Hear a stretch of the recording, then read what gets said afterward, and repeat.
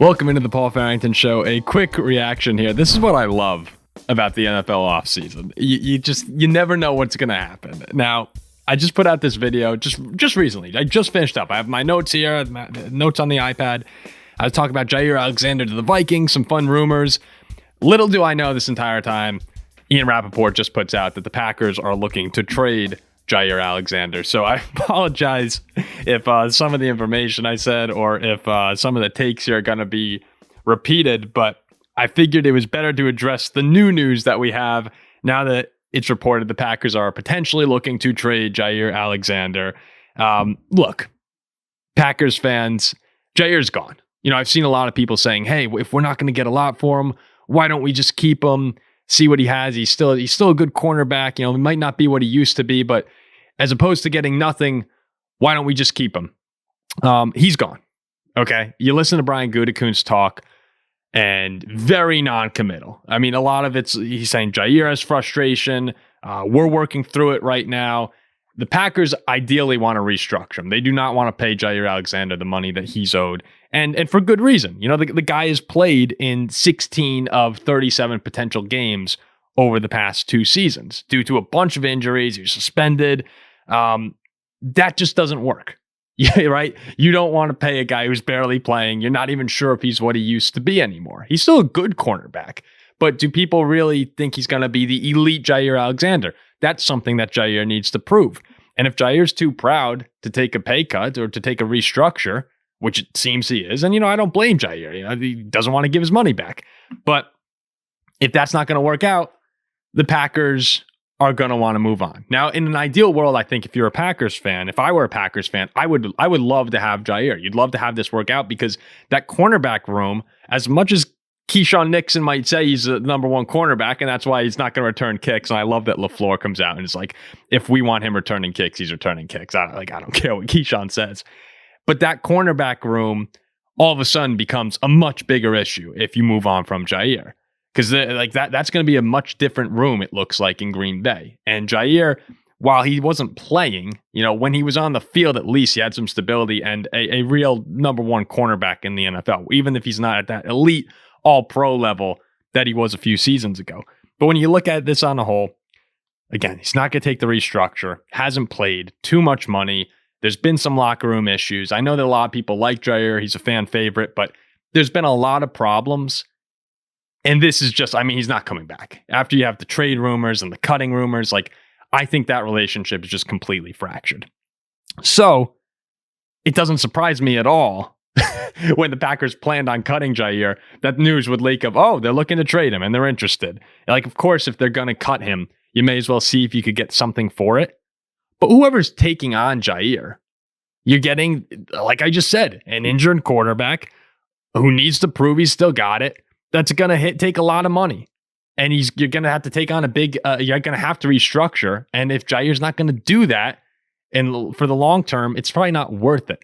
So I think like any team that's smart about this is not going to trade Jaire and have to give up draft capital and go through the restructure process, as opposed to just, hey, the Packers are going to cut him anyway. Let's just wait. And then we'll go through this and we'll give him the deal that he deserves. Probably a 1-year prove-it deal where if it works out, then Jaire might be in line for, again, he'd be 29, so who knows how big the payday would be, but a much bigger payday than you know, if he's injured again and going on 1-year deals for the rest of his career. So it's funny because you see this news come out and Packers fans are saying, oh, like, what are we going to get for him? Can we get a first or a second? And I think those are the more delusional fans. Then you see people saying maybe a third or a fourth. And when you think of Jaire Alexander, you do think of the all-pro cornerback. But the more you dive into the stats and the topics that I've been bringing up, you're probably not getting a third or a fourth. Are you even going to get a fifth? Maybe you get a sixth or a seventh, right? Like maybe you get that. But again, a smart team can see the writing on the wall that Jaire's not going to be back with the Packers. So the smarter, and there are dumb teams. So some teams might be willing to give up a lot. Yeah, I mean the Lakers, right? Like, I'm just thinking of trades, like bad trades. The Lakers and the Mavs just did this. So there are dumb teams, but the smart organizations are going to see the writing on the wall and say, all right, Why don't we just wait for him to be cut? Because that's what's going to happen. And it's fun seeing all the rumors. This is what's so great about the NFL offseason is as soon this broke Rapoport tweeted like an hour ago, and already you have articles. I see the Rams have just had a cornerback they're eyeing on the trade market. The Dolphins should go after Jaire Alexander. CBS wrote an article. They ranked it. 5 Vikings, 4 Jaguars, 3 Steelers, 2 Raiders, 1 Falcons for who's most likely to land Jaire Alexander. 7 teams already, and I'm sure there are more as we're doing this episode right now. So we can talk all we want about trade destinations and likely places. I would just be very surprised to see Jaire get dealt. I think the likely situation is that he'll be cut, and then maybe one of these teams will go after him. Seeing the Vikings on the trade list was ridiculous. The Packers are not trading Jaire Alexander to the Vikings. I can see Jaire. This is why I said in the episode that recently came out. You should go check it out. I was talking about Myles, Garrett, and Maxx Crosby possibly being back on the table with Gutekunst. I was talking a little Lions and Bears. And then I was talking about Jaire going to the Vikings and how Jaire seems like the kind of guy who would get pissed off by all this and would want revenge on the Packers and would potentially sign up to join, hopefully, fingers crossed, Byron Murphy in that secondary in Minnesota with Brian Flores to go against Green Bay twice a year. I mean, that would be awesome. I was saying in that episode, Byron Murphy, Jaire Alexander, you have to hope he's healthy, right? If he's not healthy, this all falls apart. So I'm under the assumption that he's playing. Okay, guys? Combining those two guys with the pass rush of Van Ginkel and Grenard, hopefully Dallas Turner emerges. I mean, when you have shutdown cornerbacks, it's game-changing.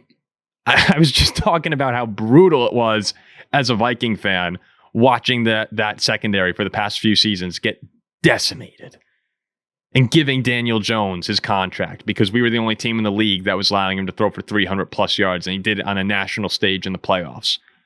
I mean, it's torturous.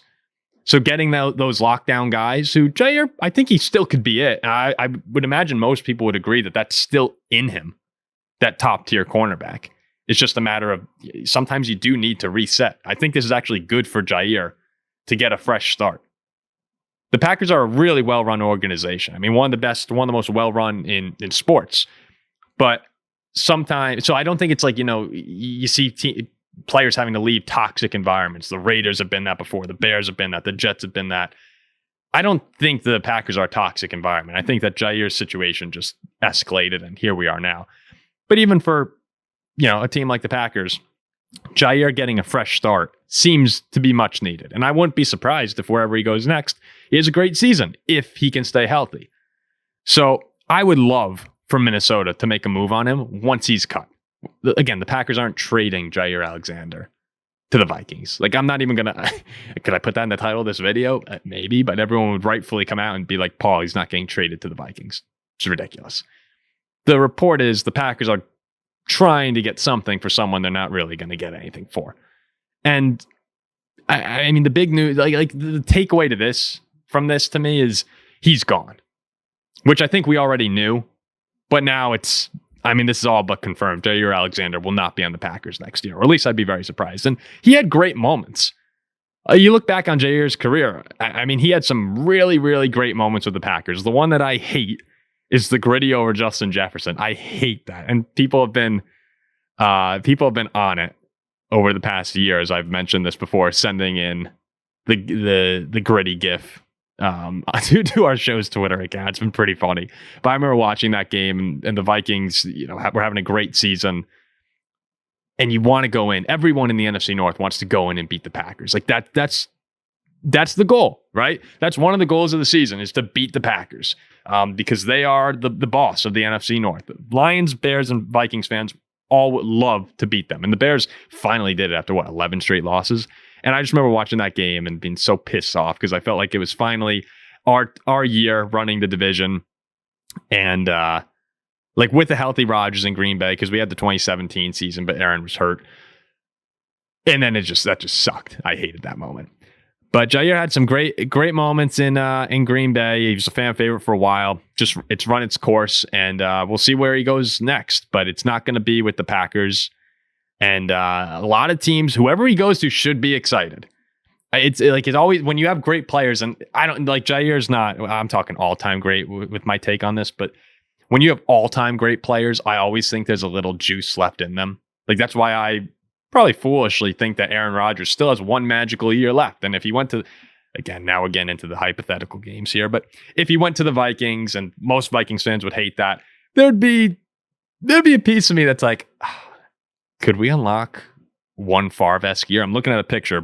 Brett Favre's hanging in my basement right here because he had that magical season with us. Like, that's in the back of my mind. Is I always think those guys can take it one extra year because they are great. They're the best of all time for a reason. Jaire's not in that category of cornerback, but he's a great corner. And I think that at 28, it's not ridiculous to think that he can find who he used to be one more time. So, again, I appreciate everyone for listening to the show. Just a very quick one here. I wanted to hit on this news and update what I was talking about earlier. So I still stand by everything I said about Jaire to the Vikings. It would be great for them. But a little bit of a news update from Ian Rapoport here. We're going to be back tomorrow. Jack, Ziggy, and Zach are all going to be on the show. We're going to talk a little NFL Combine, who the Packers, Vikings, Lions, Bears should be keeping their eye on. A little Shador and Cam Ward talk. Should the Titans go with one of them at number 1? Abdul Carter and Travis Hunter are both being talked about for that spot as well. Ashton Genty. I love running backs, guys. I freaking love running backs. And I felt validated this year with the re-emergence of the running back position through Saquon and Derrick Henry, and Josh Jacobs had a great year. Joe Mixon was great in Houston. Jahmyr Gibbs. I love Jahmyr Gibbs. Everyone makes fun of me on the show. I coming into the season, I was so excited to watch him, and he's unbelievable. But those guys are game changers. Could Ashton Genty be a game changer? And how much is that worth to certain teams? I know the Cowboys are being talked about a lot. And he just keeps going up boards. So I need to dive into more Genty tape. I didn't watch a ton of Boise State. I mean, I was aware of what he was doing. But when you have a special running back, it elevates you another level. And just take a look at the Eagles as an example. Saquon, yes, Saquon is about as great a talent as you could get at the position. But those are the guys I'm talking about. It's the Jahmyr Gibbs. It's the Derrick Henrys. It's the Adrian Petersons. That, like, those guys, when you have I don't want to say all-time great because I don't want to put this on Genty already, but when you have stud running backs, it adds another dimension to your offense that is just, you want weapons all over the field. So I'm excited to see what happens with Genty and to watch some of his tapes. But we'll dive into all that on the Combine episode. And feels good to feel right about that running back take. So we'll see you with more episodes coming out. Who knows? You never know today. Like, breaking news could be right around the corner. And that's what's fun about the off season. See you soon.